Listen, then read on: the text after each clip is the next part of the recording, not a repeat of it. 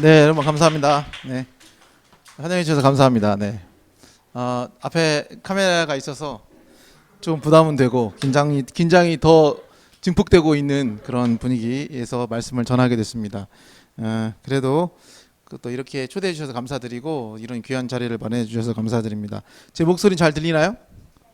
예, 스피커가 예, 이쪽에 있군요. 네. 음, 참 어려운 시국이죠. 네, 정말 어려운 때입니다. 오늘 어, 질본의 발표에 의하면 이제 수도권 지역은 이제 비대면 예배로만 이제 예배를 드릴 수 있게 됐고 또 모든 모임이 취소가 되고 있는 그런 상황입니다. 한국 교회에 치명적인 상처가 될 만한 그런 뉴스들과 보도들이 계속 우리 마음을 어지럽히고 또 아프게 하고 힘들게 하네요. 저도 지금까지 살면서 이렇게 한국 교회를 위해 기도해 본 적이 있었나 싶을 정도로 요즘 교회에 대한 기도가 절로 나오고 또 내가 지금 한국 교회 구성원이었구나라고 생각이 들 정도로 교회가 잘된 문제가 없을 때는 못 느꼈는데 교회가 아프고 힘들고 있으니까 저도 마음이 되게 힘들고 아픈 걸 보면서 내가 교회의 하나의 일부였구나.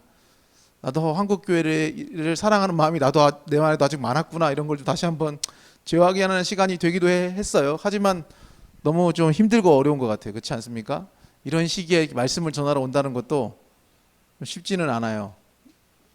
듣는 여러분도 쉽지는 않으시겠죠? 오늘 반응도 쉽지는 않네요. 네. 네. 어쨌든 이런 시기에 우리가 말씀을 나누게 됐는데 이 말씀을 나누는 이 시간들을 통해서 그래도 하나님 주시는 용기나 또 위로가 있다면 하나님이 그래도 우리에게 새로운 희망과 소망을 품게 해주신다면 참 좋겠다 싶네요. 네, 그런 마음으로 기도하고 또 그런 마음으로 말씀을 나누며 좀 시간을 보내려고 합니다. 저는 방금 소개받았듯이 IPF 간사로 19년을 사역을 했고요. 재작년까지 사역을 하고 사역을 마무리했어요. 그래서 제가 현직에 있을 때도 경남지방에서 몇 번 이제 좀 초대해 주셔서 올 기회가 있었는데 그때마다 또 이렇게 다른 곳에 먼저 약속이 돼 있어서 못 갔다든지 이런 일들이 있어서 저도 좀 아쉬웠거든요. 왜냐하면 제가 이제 이 나이 먹도록 많은 건 아니지만 나이가 이 정도 나이가 되면 그래도 웬만한 곳들을 가볼 기회들이 종종 있는데 제가 살면서 경남 지역은 거의 안 와본 것 같아요. 그래서 경남 지역 가보고 싶었거든요. 어떤 곳인지. 그래서 나는 왜 이쪽 경남 지역에서 살면서 왜 가볼 일이 없었을까? 아예 없었던 것은 아니에요. 친구들이 해군 입대한다고 진해 맞죠? 진해로 한번 20대 초반에 친구 군대 가는데 따라와가지고 이렇게 빠이빠이 하면서 환송해줬다. 근데 그렇게 좋은 기억은 아니잖아요. 그게 이렇게 유쾌한 기억은 아니어서 그런 기억 말고는 제 기억에 이쪽 지역으로 와본 적이 없는 거예요. 예전에 간사들하고 리트릿 와서 간사님들하고 식사를 이 근처에서 어디서 한번 했던 기억이 우리 그 졸업생 그 당시 학생의 부모님이 간사들 식사 한번 사주고 싶다고 그래가지고 이쪽 경남 쪽에 사는 친구였는데 그 어머니가 식사 초대해가지고 한번 리트릿 왔다가 여기를 들렸던 기억이 있고 그 외에는 제 기억 아무리 생각해봐도 이쪽 지역을 와본 기억이 없는 거예요. 한 번 더 있네요. 재작년에 방다혜 간사님 한번 내려다 드린 적이 장례식 같이 간 일이 있어가지고 근데 그것도 그냥 차로 지나간 것 뿐이지 이쪽 지역으로 와볼 일이 거의 없었어요. 그래서 경남 지역에 와본다니까 좀 설레고 또 이렇게 오랫동안 체류할 수 있어서 감사하게 생각하고 있습니다. 네. 네.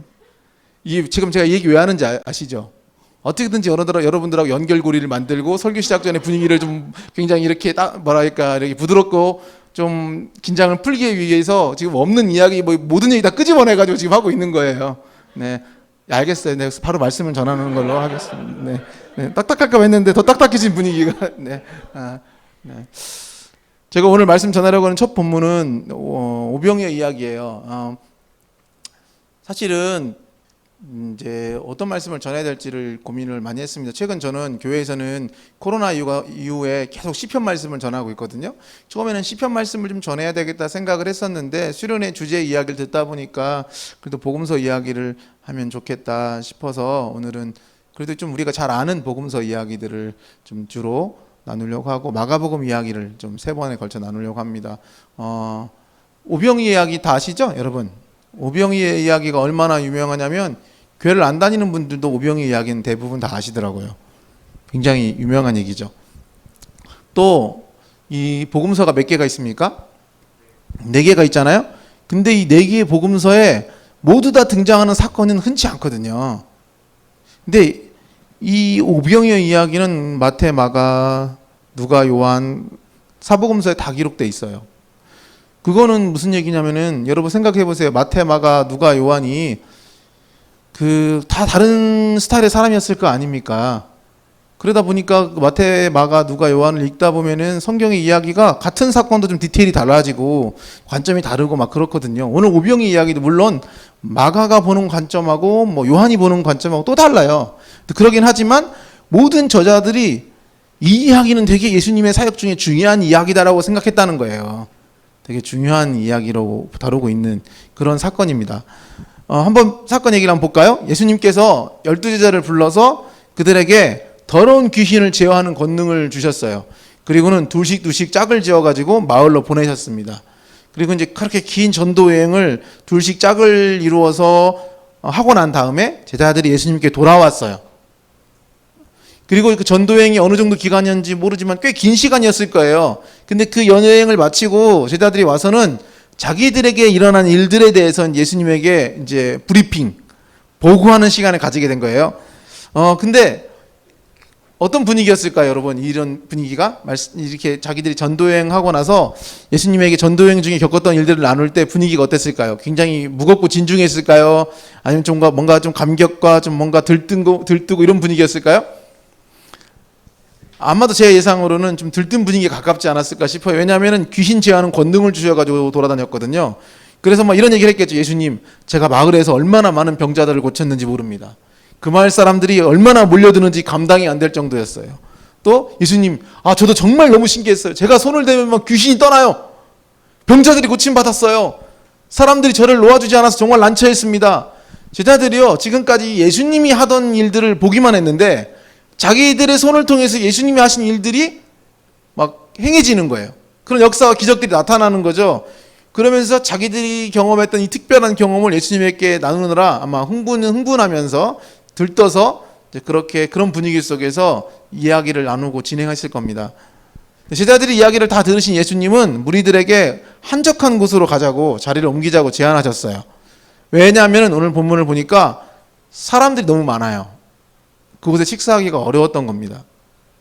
그래서 제자들을 데리고 좀 한적한 곳에 가서 좀 식사하자, 또 좀 쉬자, 이렇게 제안을 하신 거죠. 그래서 그들이 배를 타고 외딴 곳으로 이동을 합니다. 그런데 많은 사람들이 제자들이 떠나는 걸 보고 그들을 알아봐요. 여기가 굉장히 중요한데, 굉장히 중요한 건 아니지만 중요한데, 이 장면은요 어떤 것과도 연관이 되냐면 제자들의 전도 여행이 어느 정도의 효과가 있었는지를 보여주는 장면이기도 해요.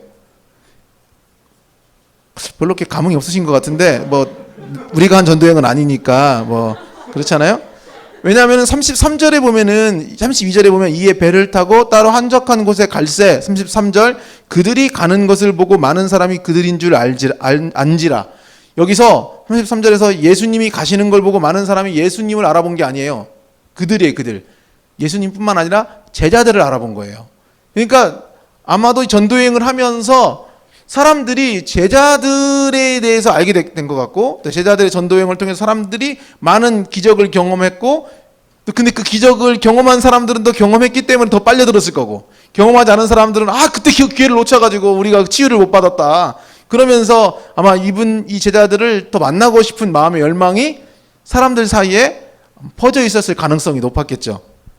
그래서 예수님이 한적한 곳으로 가서 쉬자고 제자들을 데리고 가는데 그걸 사람들이 다 알아보고는 몰려든 거예요. 여기저기 마을에서 몰려든 사람들이 지금 제자들이 배를 타고 가고 있는데 배를 타고 가고 있는 예수님의 제자들보다도 먼저 도착해서 그들을 기다리고 있어요. 굉장히 열정적이죠. 그렇지 않습니까? 굉장히 열정적으로 그렇게 예수님의 제자들을 만나려고, 예수님 만나려고 몰려온 겁니다. 근데 갑자기 모여든 무리들을 보시자마자 예수님의 마음에 극률한 마음이 일었던 거죠. 오늘 본문은 예수님께서 그들을 목자 없는 양들처럼 불쌍히 여기셨다고 말합니다. 그리고 그들을 가르치시기 시작했대요. 근데 이게 저도 이렇게 사역을 하면서 특히 이렇게 IF 간사를 하면서 설교를 많이 하게 됐거든요. 근데 설교가 자꾸 길어져요. 제가 짧게 설교하는 게 힘들더라고요. 그래서 오늘 좀 긴장하시고 있는 것 같은데 근데 예수님도 그래. 예수님도 가르침이 길어지기 시작해요. 오늘 본문을 보니까. 그러니까 저는 예수님 닮아서 그런 거예요. 여러분 제가. 근데 점점 날이 어두워지고 있습니다. 점점 날이 어두워지고 있어요. 얼마나 설교가 길어졌는지 날이 어두워지고 있습니다. 날만 어두워졌겠어요? 이래 설교가 길어지면 사람들의 마음도 어두워지겠죠? 점점 이렇게 날이 어두워지고 있는데 그때 제자들이 예수님께 제안을 해요. 무슨 제안을 하냐면 이런 제안입니다. 선생님, 여기는 빈들이고 시간이 꽤 많이 지났습니다. 지금 많이 늦었는데 사람들을 좀 보내가지고 가까운 마을이나 동네에 흩어져서 각자 먹을 것을 좀 사 먹게 해야 되지 않겠습니까? 그러자 예수님 제자들에게 뭐라고 얘기해요? 너희가 우리들에게 먹을 것을 줘라. 이렇게 얘기해요. 그러니까 제자들이 그러니 거기에 대해서 뭐라고 얘기하냐면 그러면 우리가 가서 200데나리온 어치의 떡을 사다가 그들에게 먹이라는 말씀입니까? 이렇게 표현을 하죠. 제가 이거 뉘앙스와 분위기를 정확히 알 수는 없죠. 그 당시에 있었던 건 아니지만 근데 아마도 이 제자들의 이 반응이 그렇게 부드러운 반응은 아니었을 것 같아요. 그렇지 않겠어요? 지금 밥 먹으러 가자고 한적한 곳을 쉬자고 했는데 얘기가 길어져서 좀 분위기가 너무 이게 안 끝날 것 같으니까 제자들이 좀 흩어져서 식사 좀 하자 그랬더니 예수님이 니네가 먹을 걸 줘라. 너희가 먹을 걸 줘라. 그랬더니 제자들이 아니 우리가 가서 그러면 200데나리온 떡을 사다 먹이란 말입니까? 약간 까칠한 것 같은 그런 반응이 나왔을 거라고 보이죠? 당시 노동자 하루 품삯이 1데나리온이었대요. 그러니까 200데나리온은 약 200일 정도, 한 사람이 200일 정도, 아니면 200명이 하루 일하는 품삯이에요. 오늘날로 환산을 해보자면 뭐 똑같이 환산이 되지는 않겠지만은 노동자 당시 하루 품삯이 1데나리온이라고 했는데 우리나라 요즘 일용자 노동 하시는 분들 하루 임금이 제가 정확히는 모르는데요. 제가 조사를 해본 결과로는 대략 약 12만 원 정도 된다고 하더라고요. 그러면 우리나라 돈으로 환산을 하면 200데나리온은 약 2,400만 원 정도가 되는 금액이더라고요. 예수님이 제자들에게 너희가 먹을 걸 줘라. 너희가 빵이 얼마나인지 가서 알아봐라 라고 했을 때 제자들은 너희가 먹을 걸 줘라 했을 때 제자들은 우리 보고 그럼 2,400만 원 되는 지금 돈을 들여서 이 사람들의 식비를 지불하라는 얘기입니까? 이렇게 반문한 거죠. 어쨌든 그리고 예수님이 제자들에게 야, 너희 빵이 얼마나인지 그럼 너희들 좀 확인 좀 해봐라 그랬더니 제자들이 가보니까 자기들에게서 빵 5개랑 물고기 2마리가 있다는 걸 확인하게 돼요. 그리고 나서 그걸 예수님이 가져옵니다. 그때 예수님이 제자들을 시켜서 사람들을 모두 풀밭에 무리지어 앉도록 제자들에게 지시를 해요. 그래서 제자들이 또 뭐 합니까? 가서 사람들을 앉혀요. 자, 이렇게 앉으세요. 여기 한 조 앉으시고 이렇게 한 조입니다. 여기 한 조 소그룹 구성을 해준 거죠. 그러면서 여기 소그룹, 이쪽 소그룹 이렇게 하면서 다 소그룹별로 자리를 앉힌 거예요. 그리고 예수님은 빵 5개하고 물고기 2마리를 들고 하늘을 우러서 감사기도 하신 후에 빵을 떼어서 또 제자들한테 야 이거 나눠줘라. 그래가지고 제자들이 또 그거를 그 소그룹별로 앉아있는 사람들에게 갖다가 나눠준 거죠. 물고기 2마리도 그들 모두에게 똑같이 나눠주셨습니다. 그 사람들 모두가 배불리 먹었대요. 남은 빵 조각과 물고기를 모으니까 12바구니에 가득 찼습니다. 빵을 먹은 남자 어른만 5,000명이 되었다라는 이런 얘기예요. 다 아시잖아요, 이런 얘기. 네, 물 한 잔 먹고 하겠습니다. 제가 설교를 해보면 첫날 설교가 가장 어렵더라고요. 가장 어려운데 그래도 한번 잘 해보려고요. 네. 그리고 마스크 쓰고 앉아 있으니까 설교하기 더 어려운 거 아시죠? 그래도 잘 해보려고요. 네. 자, 제자들이 얼마 동안이나 전도여행을 떠나왔는지는 정확히 알 수는 없어요. 제자들의 전도여행이 마가복음 6장 7절부터 13절까지 등장하는데 그 다음 장면에는 14절부터는 헤롯이 예수에 대한 소문을 듣게 되었다는 얘기가 나와요. 그리고 그 헤롯이 이제 잔치를 통해서 세례 요한의 목을 베는 그런 사건이 딱 등장하고 그리고 이어서 오늘 오병이어 사건이 등장하죠. 근데 이 전도 여행 바로 6장 17절부터 13절까지가 전도 여행 얘기인데 그 다음 절이 뭐냐면 14절에서 헤롯이 예수에 대한 소문을 듣게 되었다고 나옵니다. 그 얘기는 뭐냐면 제자들의 전도 여행을 통해서 헤롯이 예수에 대한 소문을 듣게 되었다는 말이에요. 헤롯 왕에게까지 예수님의 소문이 날 정도로 제자들의 전도 여행이 굉장히 활발하고 왕성했다는 얘기죠. 그런 걸 보면 제자들의 전도 여행은 분명 짧은 시간 동안 이루어졌던 전도여행은 아니었던 것으로 보여요. 분명히 제자들은 긴 시간 전도여행을 다녔을 거예요. 그러니까 많은 사람들이 이 제자들을 알아볼 수 있을 정도로 사람들 사이에서 제자들이 유명해졌고, 또 누구까지 알 정도로 유명해졌다고요? 헤롯 왕이 예수님에 대한 소문을 들을 수 있을 정도로 제자들의 전도 여행이 굉장히 사람들 사이에서 화제가 된 거죠. 그러니까 아마도 그런 보고가 들어갔겠죠. 예수라는 사람의 제자들이 지금 곧 마을에서 활동하면서 사람들 사이에서 이런 일들을 일으키고 있다. 그래서 이제 헤롯 왕도 그 얘기를 알게 될 정도로 제자들의 전도가 굉장히 성공적이었던 것으로 보입니다. 그리고 단시간이 아닌 아마 꽤 긴 시간을 전도 여행을 했던 것으로 보여요. 그리고 나서 전도 여행이 마치고 지금 예수님께 온 거잖아요, 제자들이. 그리고 브리핑을 했지 않습니까? 그러면 지금 제자들의 몸 상태는 어땠을까요? 예, 피곤에 쩔어 있고 체력은 어땠을까요? 완전히 방전되었을 가능성이 높습니다. 그래서 제자들은 지금 어떤 욕구가 많을까요? 지금 쉬고 싶죠. 쉬고 싶어. 또 어때요? 어떻습니까? 지쳤을 때 쉬고 싶은 욕구와 또 어떤 욕구? 배고픔 욕구, 먹고 싶은 욕구가 많을 것으로 보여요. 그런 제자들의 필요를 예수님이 알아채신 것 같아요. 그러니까 이 사람들이 너무 많아, 주변에. 또 사람들이 또 이 제자들을 알아보는 분위기가 있는 상황이었잖아요. 그러니까 예수님이 여기서는 니네들 식사도 못 하겠다. 좀 사람들 없는 한적한 곳으로 좀 쉬면서 또 먹기도 하자. 그래서 이제 한적한 곳으로 데리고 가신 거예요. 지금 있는 장소는 너무 많은 사람들이 오가고 있어서 그럴 수 있는 형편이 안 됐단 말이에요. 그런데 한적한 곳에 도착하자마자 갑자기 제자들 앞에 누가 나타나요? 무리들이 막 한바탕의 무리가 나타나서 제자들이 기다리고 있어요. 예수님을 기다리고 있습니다. 근데 예수님이 무리들에게 마음이 뺏겨요. 그리고 막 그들에게 집중합니다. 그래서 막 말씀을 가르치시고 막 그러시고 있었던 거죠. 제자들은 뭘 기대하고 여기까지 온 거예요? 지금 좀 쉬고 또 먹으려고.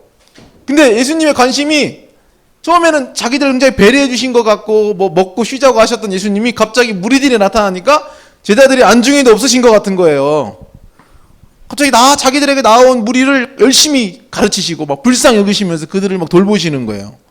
처음에 제자들은 예수님을 기다렸던 것 같아요. 근데 이게 시간이 꽤 많이 흘러가는데도 끝날 기미가 보이지 않는 거죠. 참다 못한 제자들이 선생님, 이제 좀 무리들 돌려보내서 먹을 거를 먹어야 되지 않겠습니까? 날이 많이 어두워졌는데요. 이런 상황에 제자들이 무리들을 돌려보내서 먹게 하자고 제안했을 때 여러분, 예수님이 어떻게 반응하셔야 정상적인 반응이라고 생각이 드십니까? 여러분 생각에. 여러분 생각에 간사님이 이제 막 여러분이 지금 지금 갈 수 없지만 어디 선교여행, 해외로 단기 선교 이런 걸 갔다 온 거예요. 한 달짜리. 그래가지고 지금 막 한국에 돌아와서 막 지금 이제 한국에 돌아왔는데 여러분 담당 간사님이 인천공항까지 마중을 나왔네? 마중을 나와가지고 그럼 막 너희들 너무 만나니까 반갑고 그래. 간사님, 그래서 한 달 동안 선교행 동안 어떤 일이 있었는지 막 너무 흥분된 그 사건들을 자기가 경험했던 감격을 막 나눴더니 나누고 듣다가 간사님이 근데 니네 배고프지 않아? 배고파요. 좀 쉬어야 되지 않겠니? 쉬고 싶어요. 그럼 내가 맛있는 거 사줄게. 그러고 이제 한적한 곳에 데려가셨는데 거기에서 다른 사람, 자기 아는 학사를 만났어. 아니면 자기를 기다리는 누구를 만났어. 그러면 그 사람에게 시간을 다 보내고 있어. 자기들하고 같이 밥 먹자고 그랬는데 아직 주문도 안 하고 계속 그 사람하고 3시간, 4시간씩 원투혼을 하고 계셔.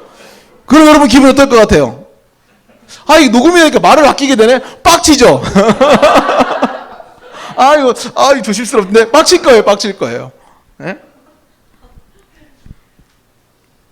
그럼 제자들이 선생님, 지금 너무 시간이 늦었습니다. 지금 밤이 어두워지고 있는데 사람들을 좀 돌려보내가지고 또 무리들을 좀 마을 곳곳에 보내서 먹을 것을 좀 해결해야 되지 않겠습니까?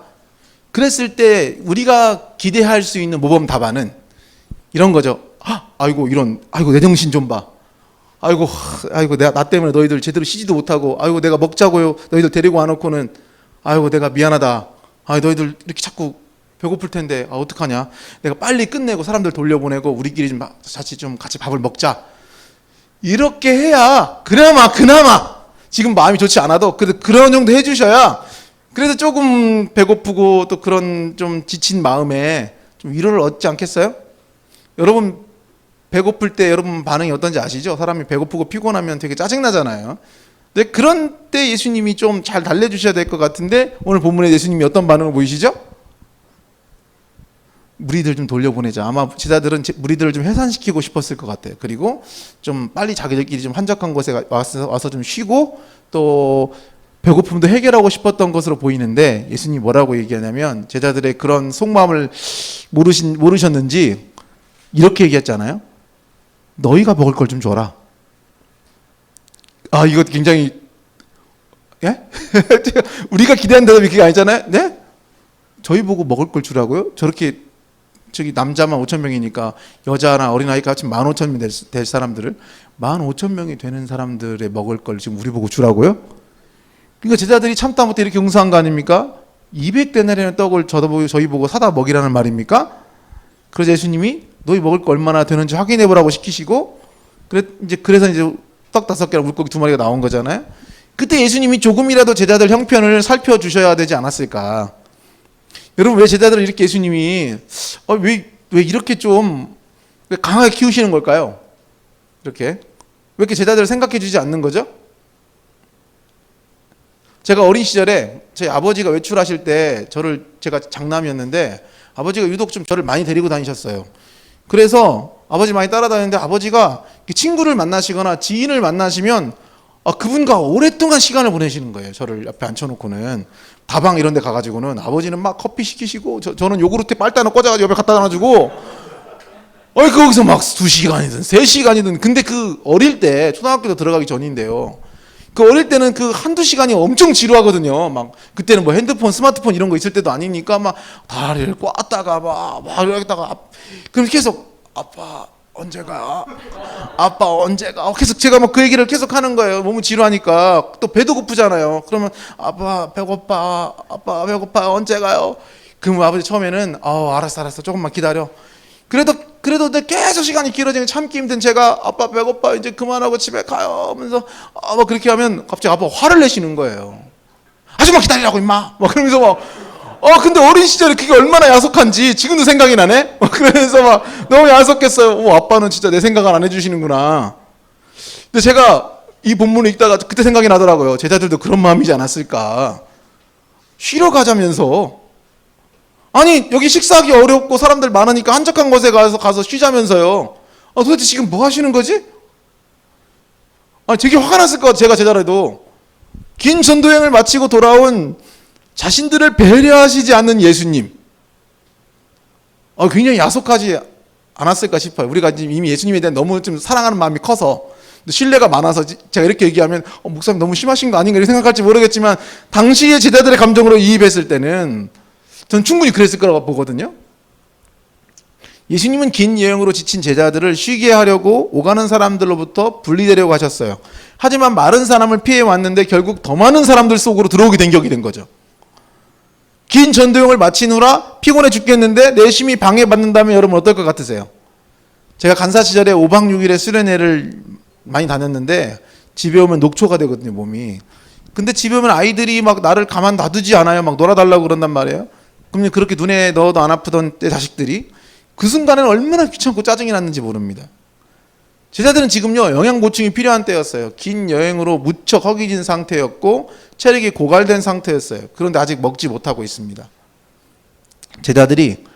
제자들이요 예수님에게 먼저 예수님 우리 한적한 곳에 가서 식사 좀 할까요? 제안한 거 아니에요. 누가 제안했죠? 예수님이 제안했어요. 예수님이 가자고 하셨어요. 같이 한적한 곳에 가서 밥을 먹자고 쉬자고 그랬어요. 먹을 수 있을 것을 기대했는데 무리들을 가르치시는 예수님 때문에 한참을 더 기다려야 되는 상황입니다.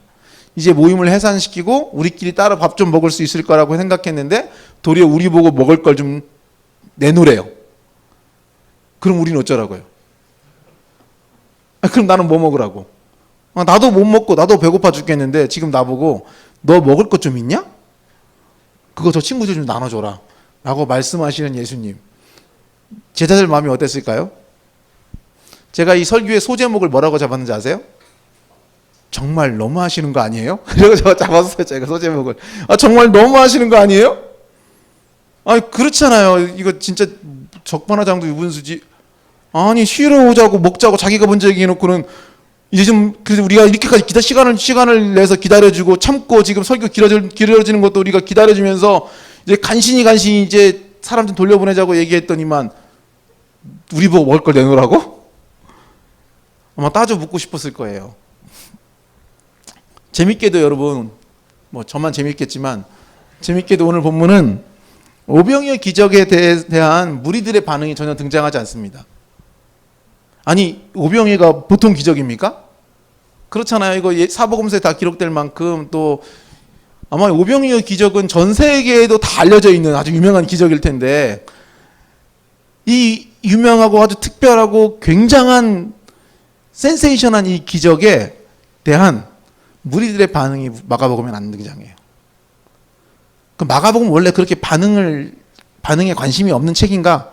원래 마가복음의 저자는 그렇게 예수님의 기적에 대해서 무리들이 반응 보이는 거 별로 관심이 없었나 보네요. 생각하기 쉽지만 꼭 그렇진 않아요. 마가복음에 보면 예수님 행하시는 기적을 목격한 무리들이 종종 놀라운 반응을 보이는 기록들이 적혀 있습니다. 예를 들면 이런 거예요. 가버나움 회당에서 귀신을 내쫓았을 때 이는 어찌미냐 권위 있는 새 교훈이로다 더러운 귀신들에게 명한즉 순종하는도다 이렇게 반응하고, 2장에서는 예수님이 중풍병자를 일으켰을 때 우리가 이런 일을 도무지 보지 못하였다며 다 놀라며 하나님께 영광을 돌렸더라 이런 얘기가 나와요. 또 야이로의 딸을 또 일으켰을 때에도 크게 놀랐다고 나옵니다.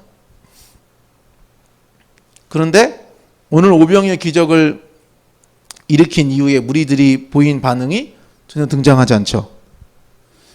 왜 그럴 것 같아요, 여러분? 왜 그렇겠습니까?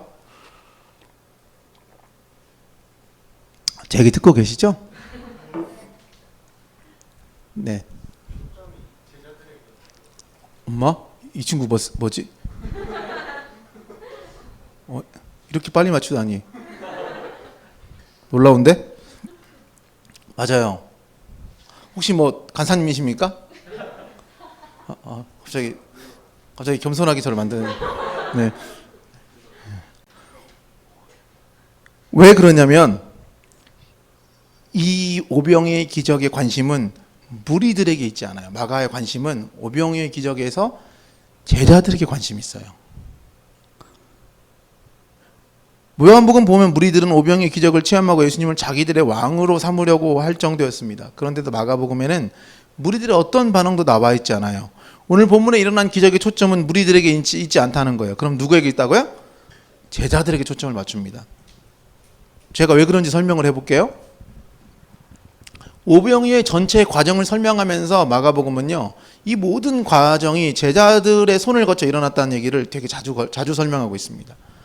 일단 시작부터 어떠냐면 전도 여행을 마친 제자들을 쉬게 하려고 환적한 곳에 갔어요.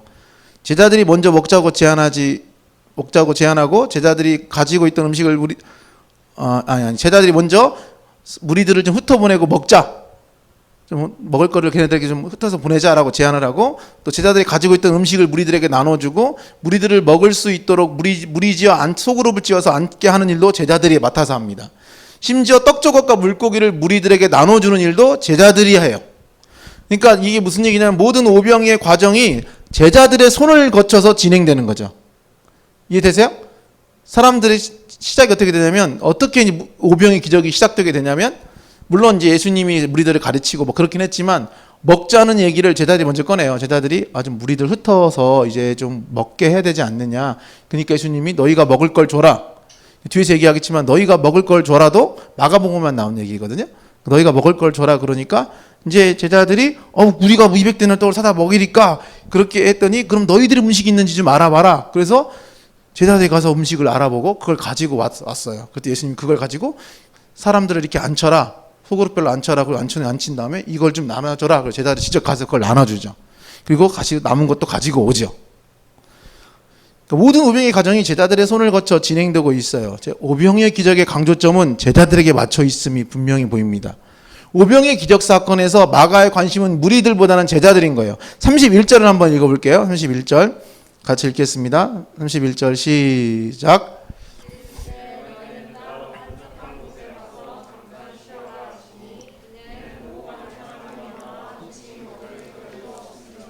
네, 한적한 곳에 가서 쉬자고 제자들에게 제안하시는 모습, 또 먹을 겨를도 없이 오가는 사람들이 많았다는 이야기도 복음서에서 오직 마가복음만 소개하고 있는 얘기예요. 다른 복음서는 안 나오는 얘기예요.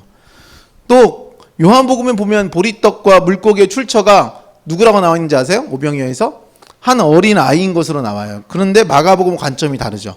38절에서 너희에게 떡 몇 개나 있는지 가서 보라고 말씀하시는 이야기, 이 이야기도 사복음서 중에 마가복음에만 등장하는 장면이죠. 그러니까 마가복음은 보리떡과 물고기가 제자들에게서 나온 것이라고 묘사하고 있고요. 또 이 물고기의 출처가 제자들이고 그거를 제자들이 나눠주고 있는 장면들을 집중적으로 설명해주고 있다는 거예요. 마가복음이 오병이의 사건에 등장하는 사람들 중에 가장 큰 관심을 가지고 있는 사람이 바로 제자들이란 얘기입니다. 오늘 오병이의 사건의 시작을요, 마가복음은요, 어디라고 소개해주고 있느냐? 이게 마가복음에 등장한다고 그랬죠? 어디부터 출발이라고 그랬죠? 오병이의 시작이? 다른 복음서는 얘기하지 않는 우리가 금방 읽은 31절? 어떤 거죠? 예, 전도여행을 마친 장면에서 출발해요. 전도여행의 복귀 후에 그 전도여행을 마친 장면에서 마가복음은 이제 오병이가 시작이 됩니다. 근데 전도여행을 보면은요, 마가복음의 6장 전도여행 이야기를 잠깐 안 할 수가 없는데 6장에 보면은 몇 절이지? 6장 30절을 보면 사도들이 예수께 모여 자기들이 행한 것과 가르치는 것을 낱낱이 고하니 이렇게 얘기합니다. 전도 여행을 마치고 난 이후에 마가복음은 그들을 뭐라고 부르죠? 뭐라고 불러요? 사도라고 불러요. 근데 마가복음에서 제자들을 유일하게 사도라고 부르는 장면이에요. 이 장면이. 제자를 뭐라고 부른다고요? 사도라고. 언제? 전도여행을 마치고 난 다음에 사도라고 불렀다고. 사도란 뜻이 뭡니까? 보냄받은 사람이라는 뜻이에요. 예수님이 제자들을 둘씩 짝지어서 보낸 여행이 그러면 어떤 여행이라고도 볼 수 있냐면 제자들 어떻게 만들어준 거예요? 이 전도여행은 제자들 어떤 사람을 만들어줬죠? 제자였던 그들, 예수님을 따라다니던 예수님과 함께 있는 그냥 예수님의 문화생이었던 그들, 제자였던 그들이 이 전도여행을 통해서 어떻게 됐죠? 사도가 돼요. 제자에서 사도로 만들어주는 여행이라고 해도 과언이 아닌 듯 보입니다. 그러니까 오병의 기적의 출발은 전도 여행 후 제자들의 허기짐과 피곤함을 달래기 위해 한적한 곳을 찾으면서 시작됩니다.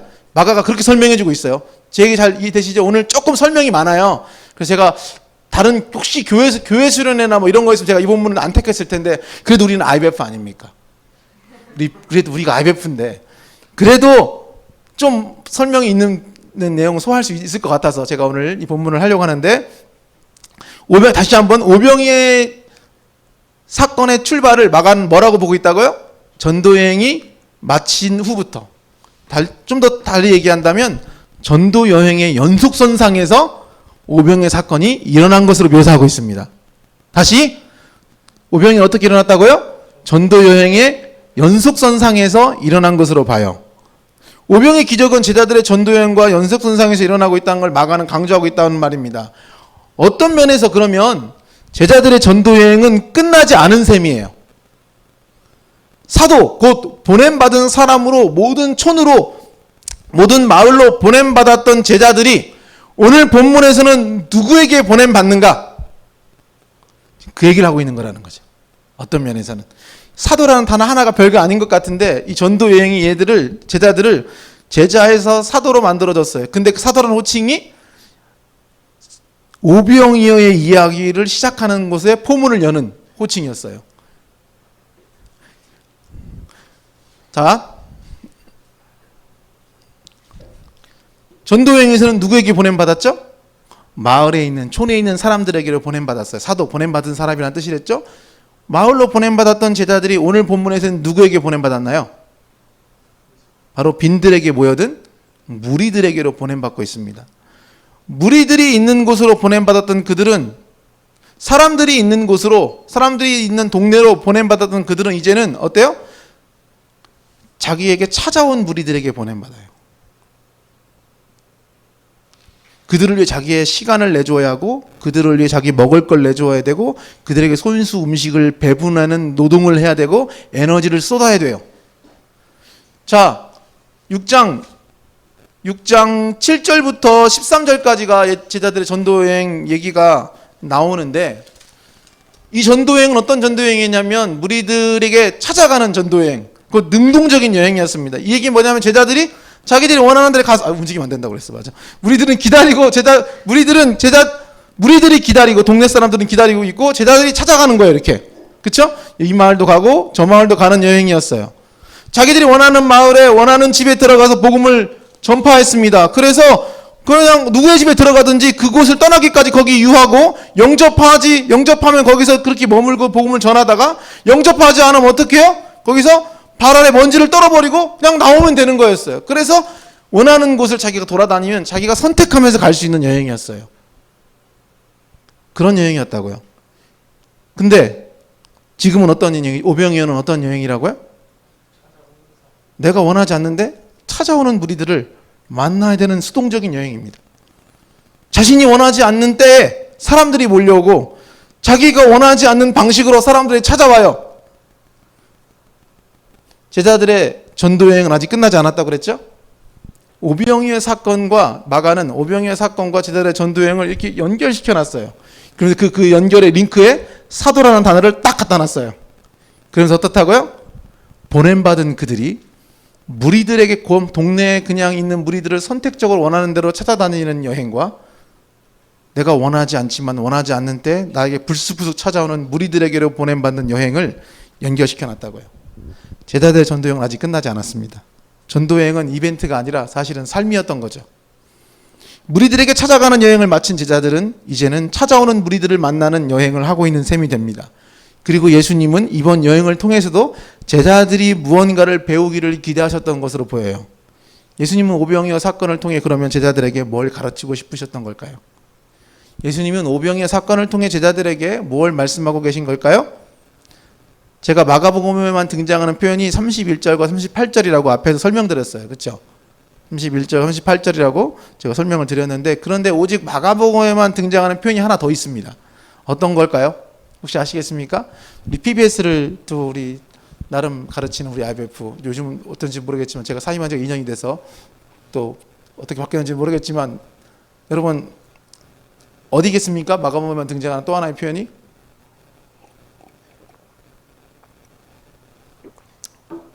바로 몇 절? 37절. 아쉽습니다. 사람이 그렇게 완벽하면 안 돼요. 네. 몇 절일까요? 34절입니다. 34절. 한번 읽어보겠습니다. 34절 같이 읽겠습니다. 시작.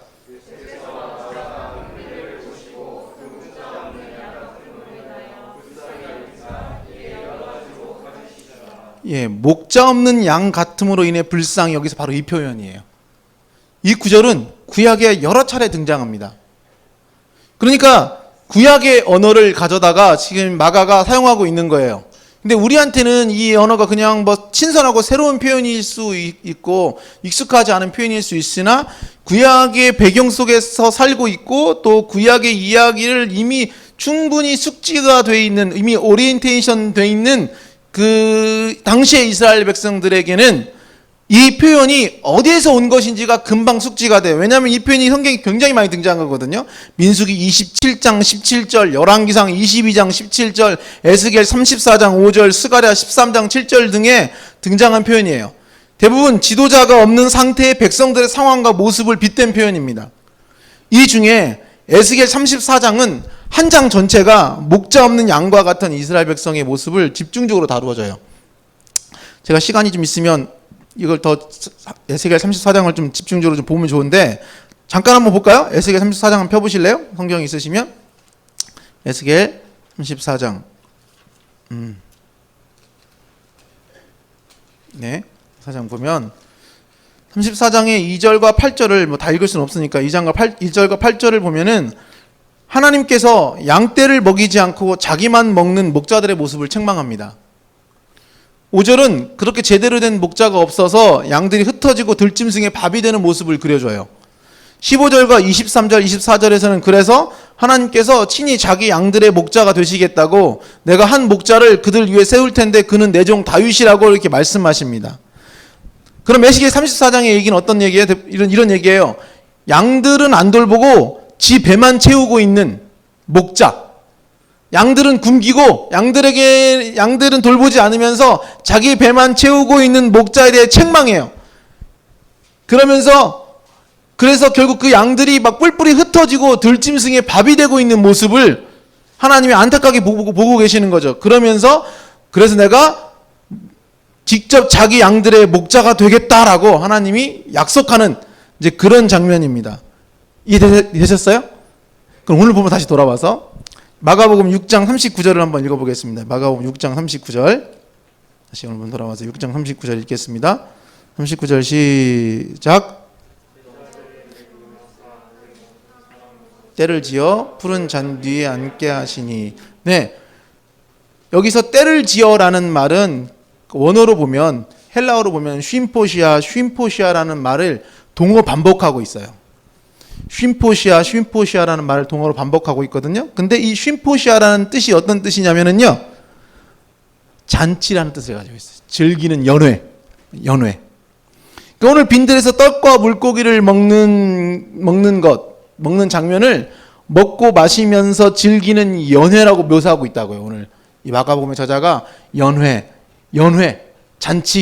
잔치라고 얘기하고 있다는 겁니다. 39절에 때로 100명씩 또는 50명씩 앉은지라, 100명씩 50명씩 앉아서 잔치를 즐기고 있다는 거예요. 근데 떡과 물고기 좀 먹는 거 가지고 먹고 마시는 잔치라고 하기는 좀 너무 빈약해 보이잖아요. 그렇지 않습니까? 뭐 잔치라고까지 하기에는 뭐 그냥 도시락 하나 까먹는 것 같은 그런 느낌인데 뭘 또 잔치식이나 약간 좀 과장된 것 같기도 하고 뭐 그런 느낌이 들잖아요. 그런데 왜 마가는 이런 단어를 굳이 여기에 사용하고 있는가? 오늘 마가는 빈들에서 펼쳐진 오병이의 기적을 연회, 곧 잔치라고 표현하고 있는데요. 굉장히 의도성이 있는 표현이라고 생각해요. 저는. 왜 그런지 아세요? 무슨 이유 때문일까요? 왜 이 장면에 잔치를 썼을까요? 왜 마가는 오병의 사건을 잔치라고 표현하고 있을까요? 자신감 혹시 잃었나? 왜 잔치라고 표현하고 있을까요? 우리가 또 PBS 할 때도 문맥을 되게 중요하게 여기지 않습니까? 문맥의 통해서 좀 보면요, 지금 마가는 오병이어를 잔치라고 이야기하면서 누구의 잔치와 이걸 대조시키고 있는 걸까요? 예? 앞장면 한번 보세요.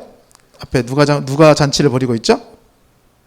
6장 14절부터 29절까지의 이야기 속에서 누가 잔치를 벌이고 있습니까? 헤롯 왕이 자기 생일에 잔치를 벌이고 있죠. 근데 헤롯은 잔치 속에서 어떤 잔치를 벌이고 있습니까? 그 잔치판의 모습은 어떻습니까? 이스라엘 지도자였던 헤롯은 어떻게 하죠? 정치적으로 지도자였던 그는 자기만 먹고 마셔요. 자기 측근인 대신들 부르고 천부장 부르고 귀족들만 불러서 먹고 마셔요. 근데 자기 양들은 어떻죠? 굶고 줄이죠. 아니 그렇잖아요. 지금 낮 시간에 남자만 5,000명이 모였어요. 아이들과 그 어린이까지 포함하면 15,000 정도 된다고 하는데, 예레미야스라는 학자는 당시에 예루살렘 인구가 약 3만이 될 거라고 예상하더라고요. 그러면 예루살렘에 반절되는 인구가 그 낮 시간에 모인 거예요. 그렇지 않습니까? 여러분, 서울 인구의, 예루살렘이 그 당시에 수도였으니까 서울 인구의 반절이 낮 시간 다 같이 모인다는 게 이게 쉬운 일 아니잖아요. 근데 그게 무슨 얘기겠어요? 예수님이 그 정도로 제자들과 예수님이 그렇게 인기가 많다는 뭐 반증이 될 수도 있지만, 또 동시에 먹고 살 게 없는, 먹고 할 만한 일들이, 할 일이 없는 거예요. 실제로 당시에 예레미야서 학사는 대부분 90%가 당시 소작농이라고 봐요. 그래서 자기 땅도 없고 대부분 빈민층이었고 굉장히 가난한, 또 로마의 압제를 당하던 때였고 로마의 수탈을 당하던 시기였기 때문에 굉장히 극도로 가난하고 배고픔의 시대를 보내고 있던 사람들이었어요, 그때. 근데 헤롯은 어때요? 자기 양들은 안 먹이고 양들은 안 돌보고 뭐 하고 있다고요? 자기 배만 채우고 있어요. 우리가 에스겔 34장 아까 살펴봤죠? 에스겔 34장이 말하고 있는 자기만 먹는 목자, 양은 돌보지 않고 양을 들짐승의 밥이 되게 하고 있는 목자, 그 목자가 마가복음에서 누구라고요? 헤롯을 통해서 그 장면을 보여주고 있어요. 자기 양들은 굶고 줄이는데 자기들의 배만 채우고, 그 잔치에서 또 어떤 일이 일어나죠? 자기들의 배만 채우다가 자기들의 유흥과 즐거움 속에서 사람의 생명을 놀이처럼 춤춘 거 보고 자기 그 딸이 헤로디아의 딸이 춤춘 거 보고 막 좋아가지고 어때요? 내가 원하는 거 다 해주겠다. 그래서 어떻게 됩니까? 세례 요한의 목을 달라고 그래. 세례 요한을 놀이처럼 거기서 그냥 쉽게 그냥 목베임을 쫙 합니다. 이게 바로 헤롯의 잔치에서 일어나는 모습이었어요. 그 장면이 바로 앞 전문맥이에요. 오병이 사건의 바로 앞에 있습니다. 그리고 오늘 오병이어에서는 예수님 어떤 잔치를 벌이고 있어요? 쉼포시아 50명 100명씩 앉으면서 예수님이 벌이고 있는 잔치는 어때요? 어떤 모습입니까? 양들을 먹이지 않고 자기만 먹는 헤롯과 달리 백성이 굶든 말든 상관없이 자기 배만 채우고 자기 친척들 초대하고 천부장 초대하고 귀족들만 초대해서 배를 채우는 잔치와 달리 예수님의 잔치는 어떻죠? 지금 배고픈 제자들이 있는데 돌보지 않아요. 그들을 먹이지 않습니다. 그리고 어때요? 무리들을 먹여요. 예수님 전도여행 마치고 돌아온 지친 자기 제자들의 허기를 먼저 달래지 않습니다.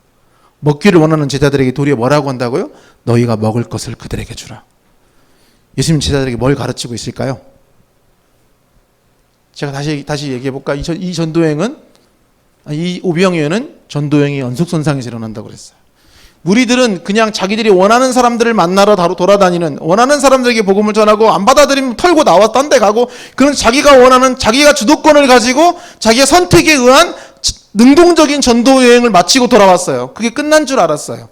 근데 예수님 어때요? 또 다른 전도 여행으로 그들을 데리고 가죠. 어떤 전도 여행이요? 지극히 수동적인. 내가 대상을 고를 수도 없고 내가 원하지 않는 때에 불쑥 찾아들어서 내 쉼을 방해하고 내 에너지를 소비하게 만드는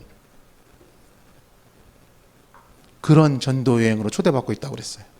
그 전도 여행에서 예수님은 제자들에게 뭘 가르치고 있다고요? 내가 어떤 목자인지, 내가 이 땅에 가져다 주고 싶은 잔치가 어떤 모습으로 펼쳐지게 될 것인지, 내가 가져다 주는 하나님 나라의 잔치가 어떤 모양으로 이 땅에 임하게 되는 것인지를 지금 제자들에게 보여줍니다.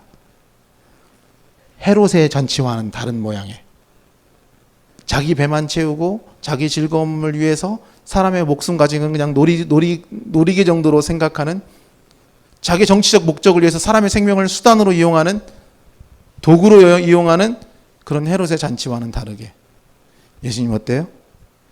자기의 가장 가까운 제자들의 배고픔보다 무리들의 배고픔을 먼저 생각해요.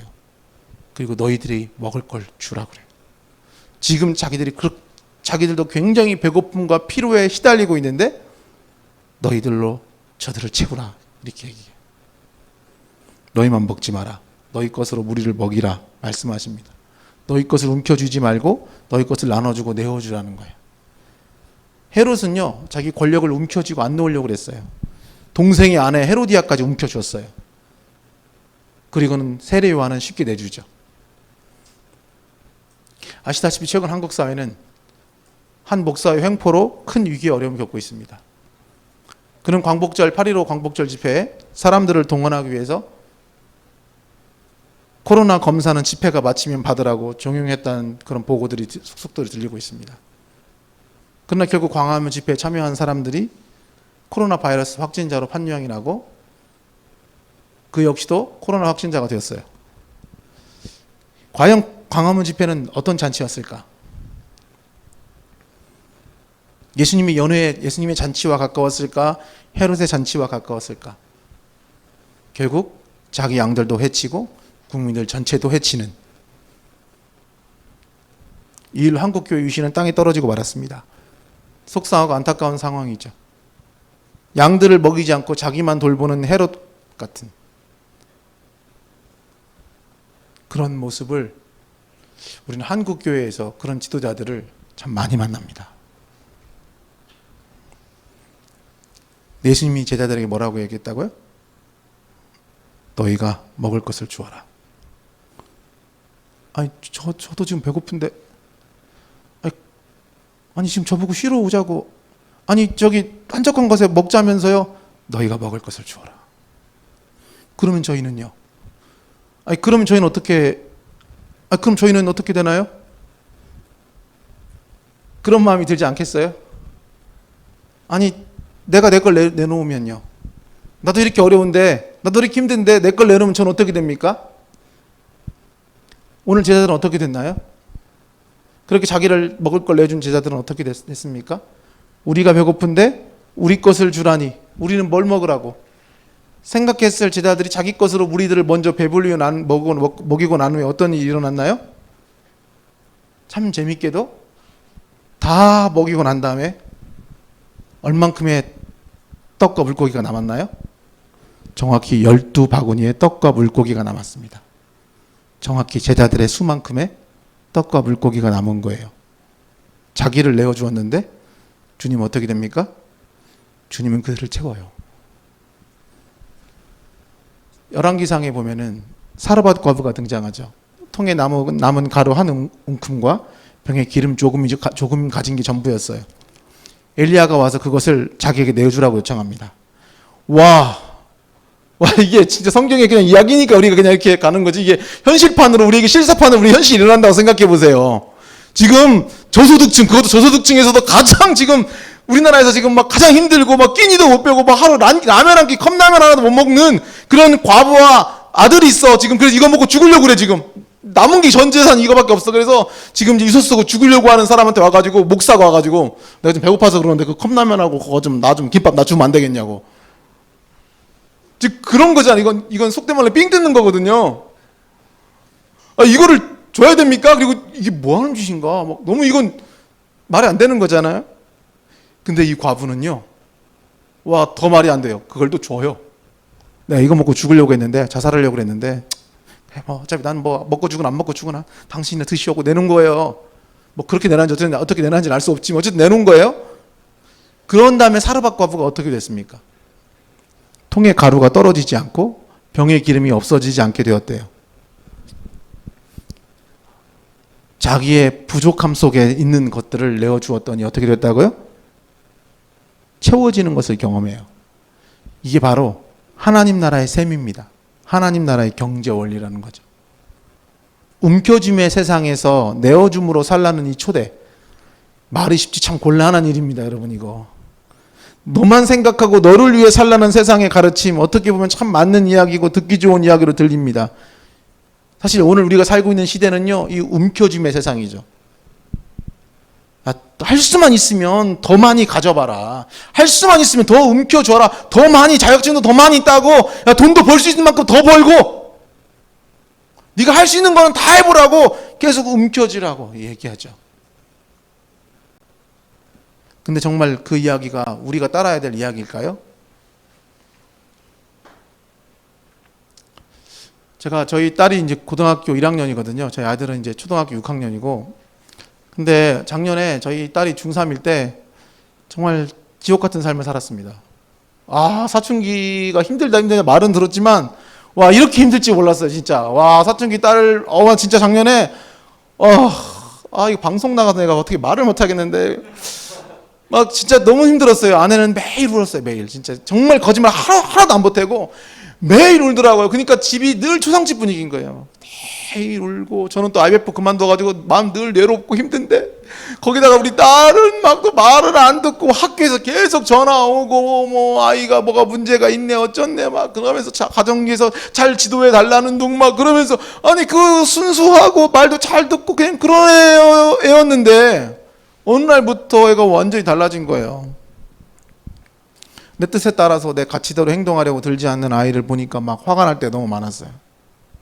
그래서 앉혀놓고 막 아내랑 둘이 앉혀놓고 막 밤늦게까지, 새벽 늦게까지 막 얘기한 날이 진짜 많았어요. 막 새벽 3시 막 2시 앉혀놓고, 그럼 저희 딸은 막 얘기 좀 하자는 말을 그렇게 또 혐오해요. 막 그거 싫어해요. 막 치를 떨면서 막 뭘 또 얘기를 하자고 그러냐고 막 아니라고 얘기해야 된다고 그러면서 막 얘기하고 설득하고 회유하고 막 협박하고 막 쓸 수 있는 방법은 다 동원해 가면서 막 그러면서 항상 이 단서를 붙여요.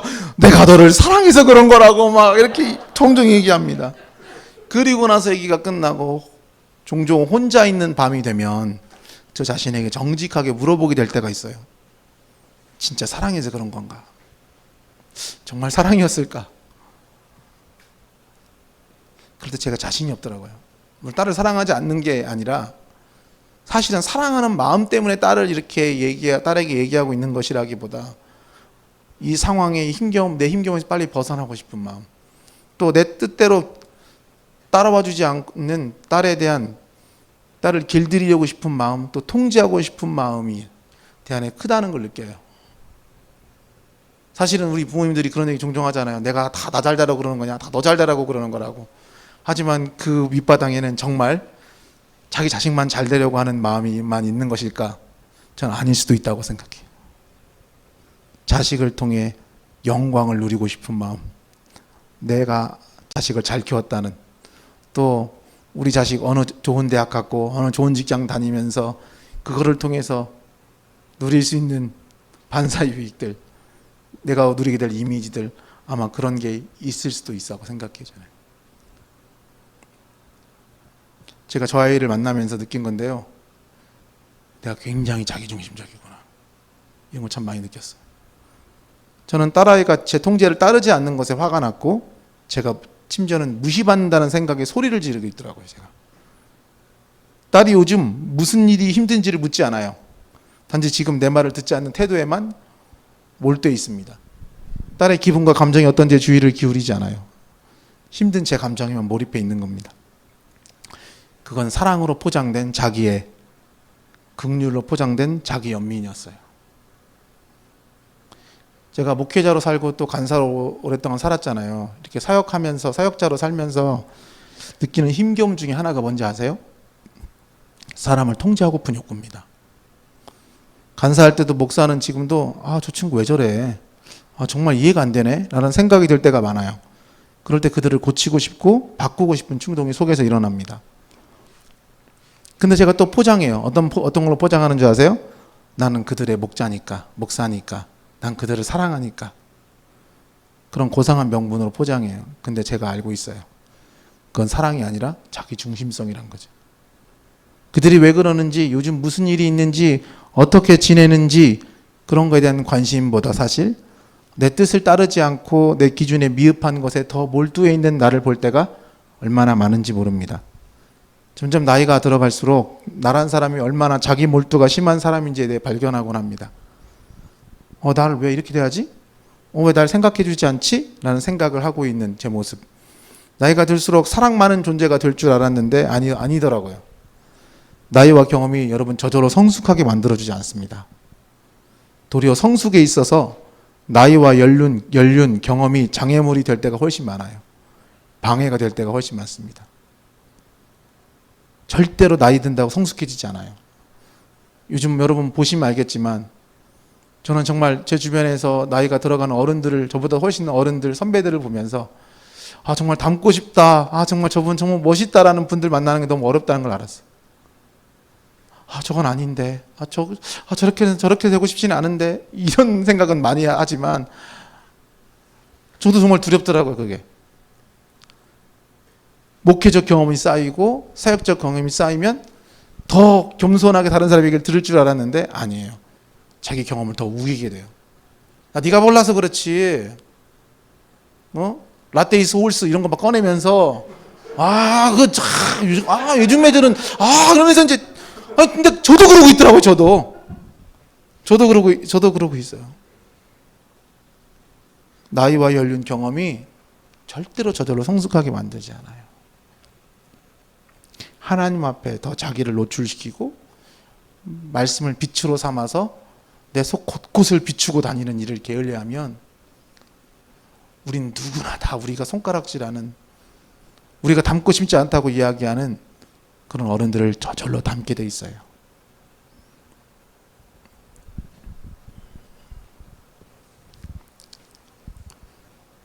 자기가 어디에 뿌리를 내리고 있는지를 우리는 우리 자신을 한번 돌아보는 시간들이 필요합니다. 성경은요, 하나님을 사랑하라, 내 이웃을 사랑하란 말은 자주 하거든요. 근데 성경에 하지 않는 말이 하나가 있어요. 너 자신을 사랑하라. 밖에서는 되게 많이 듣는 말이거든요. 교회 밖에서는 되게 많이 들어요. 너를 사랑하라고. 너 자신을 사랑하세요. 여러분은 소중합니다. 그러면서 여러분 소중함이 이런 얘기 되게 많이 해요. 근데 성경은 유독 하나님을 사랑하라, 이웃을 사랑하라는 말은 그 말은 많이 하는데 너 자신을 사랑하라는 말은 잘 안 해요. 왜 그럴 것 같아요, 여러분? 좀 생각해 본 적 있으세요? 왜 그런지 아세요? 예, 사람은 누구나 자기를 사랑해요. 자기 애를 타고나요, 그냥. 태어나면서부터 아이를 키우면서 느꼈는데, 와, 그냥 아이들은요, 그냥 자기밖에 몰라요. 나는 지금 되게 피곤하거든요. 자야 돼. 지금 수련회 5박 6일 갔다 와서 피곤해. 근데 막 울어. 기저귀 갈아달래. 다 똥 쌌다고. 울어. 나 자야 된다. 안 갈아주면 더 크게 울어. 그러니까 어쩔 수 없이 저한테 가서 갈아줘야 돼요. 난 지금 막 배고파 죽게, 나도 지금 며칠 굶어서 배고픈데 자기 젖 안 줬다고 막 울어요. 우리를 봐주지 않습니다. 사람은 누구나 기본적으로 자기 애를 타고나죠. 성경은 여러 본문에서 이웃 사랑하기를 너 자신을 사랑한 것처럼 하라고 가르칩니다. 저는 건강한 자기 사랑은 반드시 타인을 향한 사랑으로 발전되고 발현된다고 믿어요. 고여있는 물이 썩듯이 자기 안에만 고인 사랑은 부패하기 마련입니다. 자기를 사랑하는 것과 자기 중심성은 다릅니다. 자기를 사랑하는 사람은 타인과 소통이 일어나요. 이거 굉장히 중요한 포인트입니다. 자기를 사랑하는 사람은요, 자기를 건강하게 사랑하는 사람은 타인과 소통이 일어나고요, 그가 가진 자아 존중감이 다른 사람을 상하게 하지 않아요. 자기를 너무 사랑해서 다른 사람을 피해를 입히는 사람도 있거든요. 그렇지 않다고요. 자기의 존중감이 다른 사람도 존중하게 만들어요. 타인에 대한 존중과 배려로 나타난다고요. 건강한 자아 존중감을 가진 사람들과 함께 있을 때는요, 사람들이 활력을 얻고 유쾌한 기분을 느낍니다. 사람들이 그에게 고마움과 감사를 느껴요. 그리고 그렇게 그의 삶은 다른 사람들에게 선물이 되죠. 그러나 자기 몰입과 자기 몰두에 빠진 자기 중심성을 가진 사람은요, 타인과 분리가 일어나고 단절이 됩니다. 그리고 그가 가진 자기 중심성으로 인해서 다른 사람도 힘들어요. 왜 내 입장을 이해해주지 못하느냐? 왜 내 기분을 몰라주냐? 내가 그래서 그런 거, 내 얘기 좀 들어봐라. 그런데 사람들이 그 사람들 얘기를 듣고 싶어 하지 않아요. 그리고 그 사람이 가지고 있는 자기 중심성이 자꾸 사람들에게 상처와 고통을 안겨주는 거예요. 그들은 타인의 삶이 자기에게 선물이 되기를 기대해요. 자기의 삶이 다른 사람에게 선물이 되는 건강한 자기 존중감을 가진 사람과 달리 그는 타인의 삶이 자기에게 선물이 되기를 기대한다고요. 사람은 자기의 필요에 반응하지 않는 것 때문에 원망하고 미움과 분노에 휩싸일 때가 많습니다. 건강한 자기 사랑과 자기 중심성은 달라요. 둘의 가장 큰 차이는 뭘까요? 그의 자기 사랑이 타인을 향한 사랑으로 발현되는지 그렇지 않은지를 보면 압니다. 그의 삶이 갈수록 자기를 다른 이에게 내어주는 쪽으로 향하는지, 아니면 점점 자기를 보호하고 자기 안에 고이는 쪽으로 가는지를 보면 압니다. 그가 만들고 있는 공동체가 헤롯의 잔치 모양이 일어나는지 오병이의 잔치의 모습이 일어나는지를 보면 압니다. 그 교회가 건강한지 그 공동체가 건강한지 아닌지는 그곳의 지도자가 헤롯 같은지 예수님 같은지, 오병이어 잔치판이 일어나는지 헤롯의 잔치판과 같은지 움켜쥐고 더 자기 사람 만들고 자기를 추종하게 만들고 자기의 신도들을 자기의 도구로 생각하고, 그리고 자기의 명분과 자기의 유익에 반하는 사람들은 목을 쳐내는, 그것은 헤롯의 잔치입니다. 지금 우리 사회에서 여러분이 보고 있는 여러 사건들, 자기들끼리는 신나고 자기들끼리는 즐겁고 자기들끼리는 막 은혜롭고 자기들끼리는 막 찬양하고 자기들끼리는 막 흥분하고 있을지 모르지만 그 잔치를 통해서 다른 사람들은 피눈물이 나고 있어요.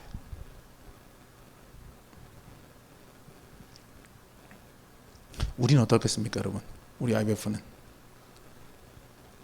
여러분은 어떠신 것 같으세요? 교회 욕할 때가 아니에요, 지금. 우리는 어떻냐고요? 사람은요, 남의 허물은 누구나 다 잘 봐요. 근데 자기 허물은 잘 못 봐요.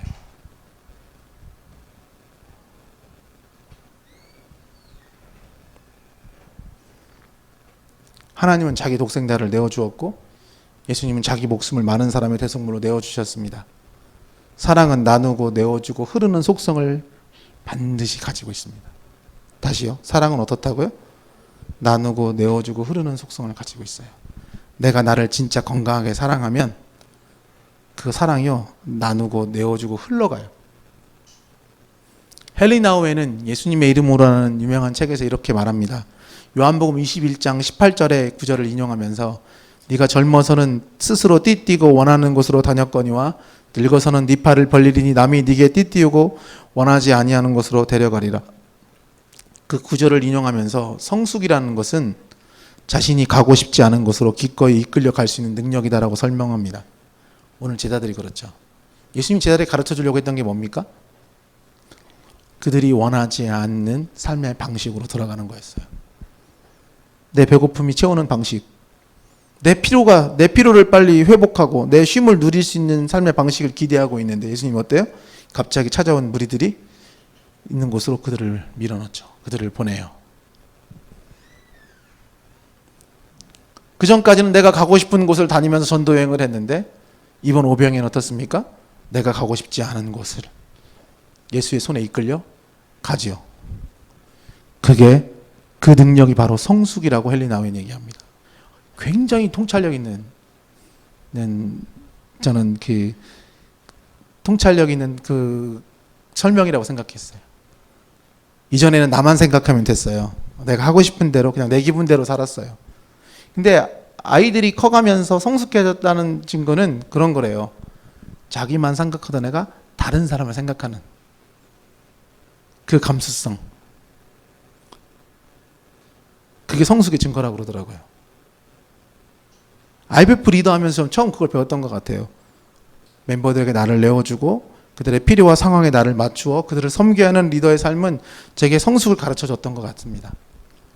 부모가 되면서도 내어줌의 삶을 더 구체적으로 배우게 되었습니다. 결혼 전에는 그냥 제 마음대로 살았는데 아이들이 태어나면 아이들이 나를 원치 않는 곳으로 데려가더라고요. 내 기분, 감정 따윈 아이들은 고려하지 않았습니다. 스스로 띠를 띠고 살다가 이제는 팔 벌려 남이 내게 띠 띠고 원치 않는 곳으로 데려갑니다. 사역하면서도 내어줌을 배웁니다. 쉬고 싶은 때에도 성도들의 어려움이 찾아오면 나가서 만납니다. 토요일 저녁 그 설교 준비해야 되는 바쁜 시간에 목사님 너무 힘들어요. 혹시 시간 되시면 만날 수 있나요? 내 마음대로 살아가는 것보다 다른 이들에게 팔 벌려주는 삶을 배웁니다. 성숙은 움켜줌에서 내어줌으로의 변화를 의미합니다. 제자들은 쉬러 갔다가 뜻하지 않은 무리들을 만났어요. 그리고 제자들은 그들의 시간을, 그들의 공간을 무리들에게 내어주게 되었습니다. 게다가 예수님은 제자들에게 너희가 먹을 걸 주라고 하셨습니다. 그들이 먹기에도 충분치 않은 양이었어요. 성인 12명이 떡 5개와 물고기 2마리로 누구의 배불치를 합니까? 그런데 사람들을 떼지어 앉게 하고 직접 나누어 주기까지 해야 했습니다. 예수님은 제자들의 시간과 공간과 음식과 에너지를 무리에게 온통 쏟아놓도록 내어주도록 하셨어요. 제자들은 무리에게 그들의 전부를 내어주었습니다. 그것이 바로 아들을 보낸 아버지가 요청한 삶이었고 예수님께 보냄받은 사람들이 살아야 할 삶이었던 거예요. 자기만 돌보는 헤롯과는 다른 참 목자이신 예수께서 걸어가신 길이었고 그를 따르는 제자들이 걸어가기를 원하신 요청받고 있었던 삶입니다. 사랑하는 경남 IBF 후배 여러분, 여러분이 믿는 기독교 신앙은 여러분 삶에 어떤 영향을 미칩니까? 제가 진짜 묻고 싶어요.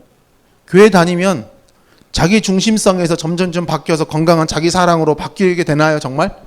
우리 진짜 IBF 하면은 자기 중심적이었던 사람이 점점점 자기 건강한 자기 사랑으로, 자기 존중으로 바뀌나요? 제가 교회를 한 지 얼마 안 됐지만 교회 하면서도 그렇고 또 IBF를 하면서도 느끼는 건 그런 거예요. 사람은요, 생각보다 진리를 따라 움직이지 않더라고요. 바른 가르침을 따라 움직이지 않고요. 사람은요, 결국 뭐에 따라 움직이는지 아세요? 자기 필요에 따라 움직여요. 아무리 말씀이 좋고 아무리 뭐가 좋아도 여기는 근데 주차장이 별로 없네? 여기는 좀 위치가 별로 안 좋네? 여기는 조금 뭐가 안 좋네? 그래서 자기가 원하는 필요가 다 채워질 수 있는 곳, 그런 거를 찾아다니죠. 그리고 같이 있으면서도 거기에 진리가 없어서 거기 가르침이 왜곡돼서 떠나는 게 아니에요. 내 기분 상해서, 내가 뭐가 싫어서, 뭐가 마음에 안 들어서 우린 그런 이유로 이탈하죠. 우린 사실 자기 중심적인 사람들이잖아요, 모두가. 근데 기독교 복음이 우리 바꿔주냐고요, 진짜. 여러분 교회 다니면 진짜 그렇게 됩니까? 예수 믿으면 진짜 그렇게 되나요? 여러분 자신에게 저에게 한번 솔직히 한번 물어보자고요. 진짜 그렇게 됩니까? 정말 복음이 우리가 믿는 예수의 말씀이 그렇게 살아있어서 그렇게 활력이 있어서 우리를 그렇게 찔러 쪼개고 우리를 그렇게 바꾸나요?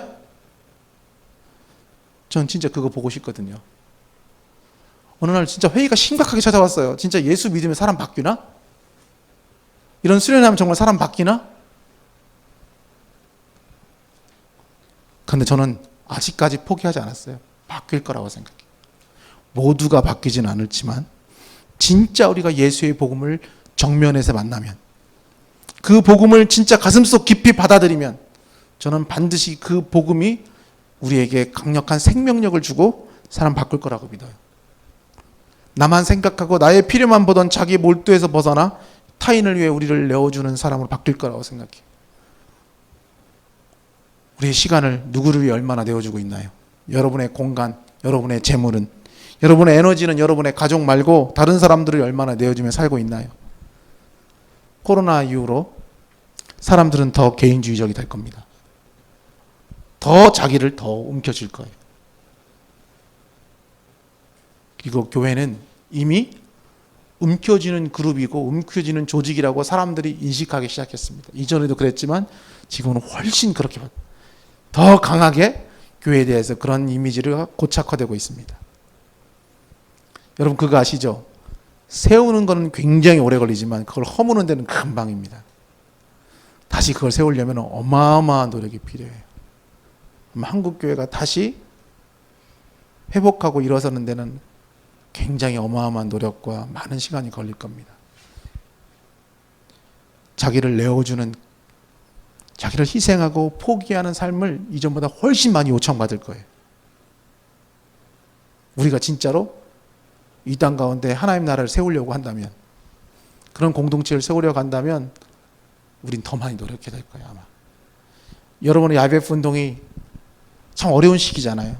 코로나로도 어렵고 대교의 이미지도 지금 무너져 있고 또 정말 이렇게 한국교회 이미지가 추락하고 정말 이렇게 훼손되고 있는 이 시기에 코로나가 지나고 난 다음에 다시 이 운동을 일으키려고 할 때 쉽지 않을 거라고 생각이 들어요. 근데 기독교 복음은요, 내어주고 포기하고 희생하는 십자가 없이는 절대로 세워지지 않습니다. 그리고 앞으로 시기는 그런 희생과 수고와 그런 노력이 더 많이 요구될 거예요.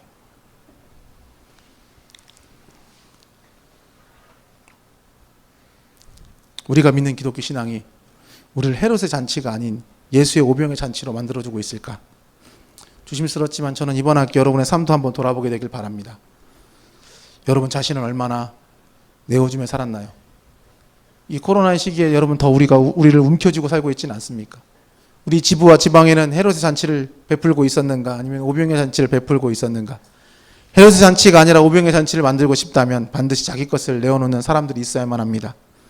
헤롯은 백성들이 굶고 힘든데 백성들이 갖다 바친 것으로 먹고 마시고 누렸습니다. 대신 백성들은 줄이고 헐벗고 아팠지요. 여러분 중에 헤롯 같은 사람은 없나요? 자기는 하나도 안 내놓고 늘 남이 내놓고 남이 내주는 것만 받아서 먹으며 살고 있는 사람은 없습니까? 여러분 여기서 이 공동체에서 만일 편안함을 느끼고 즐거움을 누리고 있다면 여러분 그걸 기억해야 되는데, 여러분이 누리고 있는 그 편안함과 안락함을 위해서 누군가가 자기를 내어줬다는 겁니다. 누군가가 나누었기 때문이에요. 누군가 배부르고 누군가가 살아나려면 누군가는 그의 배부름과 회복을 위해 자기를 내어주는 수고와 희생을 해야 합니다.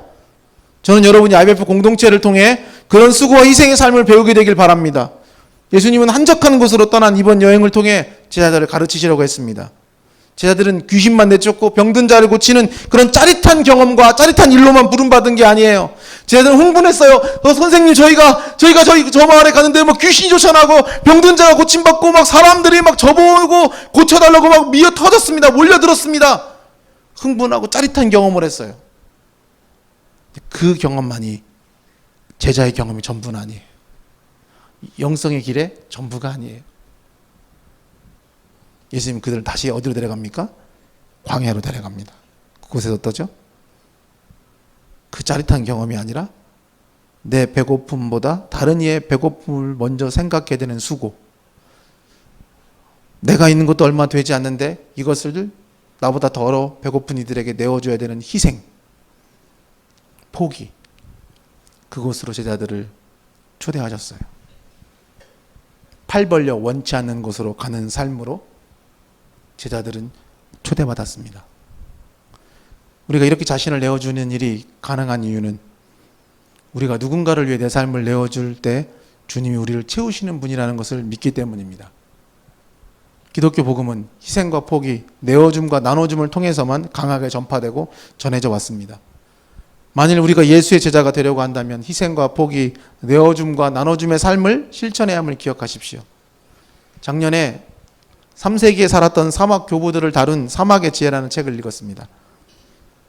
인상적인 장면이 하나 있었어요. 사막 교부들은 이웃이 하나님과 연결되게 하는 일을 통해서만 우리 자신도 하나님과 연결된다고 믿었다고 나오더라고요. 또 그렇게 가르쳤던 사람들이었다는 것을 그 책을 통해 알게 됐습니다. 제자들은 무리에게 자신들을 내어줌을 통해 자신을 채우는 하나님을 경험했습니다. 물고기 2마리와 떡 5개, 12명이 먹기에는 턱없이 부족한 양을 무리에게 나눴는데 무리도 배불리 먹고 자기들도 배불리 먹을 수 있는 만큼의 양이 채워진 겁니다. 믿음은 다른 사람들에게 우리를 내어줌을 통해 자라난다는 사막 교부들의 가르침은 옳다고 생각해요. 누군가에게 나를 내어줌의 경험이 쌓이면 쌓일수록 우리는 하나님이 어떤 분이신지를 더 이해하게 돼요. 내가 누군가에게 나를 내어주는 경험을 통해 하나님이 나를 채우시는 경험이 우리 안에 쌓여갈 때, 그때 우리는 내 것을 나누어줘도 나는 죽지 않는구나, 도리어 내 삶이 더 풍성해지는구나 를 깨닫게 돼요. 요즘 제가 만나는 사람들이요, 공허하다는 얘기 참 많이 합니다. 자기 인생이 텅 빈 것 같대요. 그러니까 허무하고 공허하니까 얼마나 그 허무함과 공허함을 채우기 노력하는지 몰라요. 볼거리, 먹을거리, 즐길거리 우리 집이 넘쳐나잖아요. 재미있는 영화도 보고 온라인 게임 즐기고 맛집 찾아다니고 멋진 관광지에 다녀오면 잠시 그 텅 빈 마음이 채워진 것 같대요.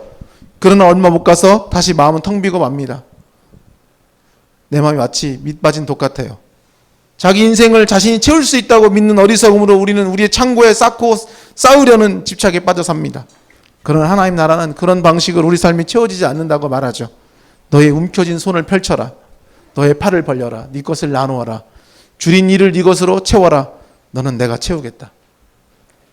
자기를 채우실 주님을 믿지 못하고 우리를 먹이실 주님에 대한 신뢰가 없어서 우리는 손을 펴지 못하고 더 움켜줍니다. 이제 기독교는